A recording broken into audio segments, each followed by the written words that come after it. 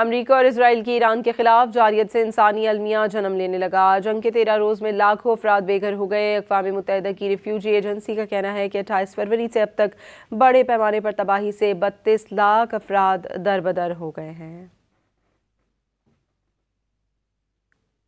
امریکہ اور اسرائیل کی ایران کے خلاف جارحیت سے انسانی المیہ جنم لینے لگا۔ جنگ کے 13 روز میں لاکھوں افراد بے گھر ہو گئے۔ اقوام متحدہ کی ریفیوجی ایجنسی کا کہنا ہے کہ 28 فروری سے اب تک بڑے پیمانے پر تباہی سے 32 لاکھ افراد دربدر ہو گئے ہیں۔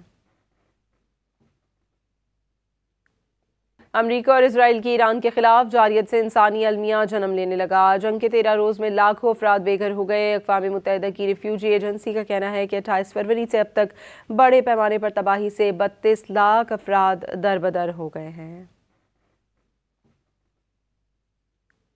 امریکہ اور اسرائیل کی ایران کے خلاف جارحیت سے انسانی المیہ جنم لینے لگا۔ جنگ کے 13 روز میں لاکھوں افراد بے گھر ہو گئے۔ اقوام متحدہ کی ریفیوجی ایجنسی کا کہنا ہے کہ 28 فروری سے اب تک بڑے پیمانے پر تباہی سے 32 لاکھ افراد دربدر ہو گئے ہیں۔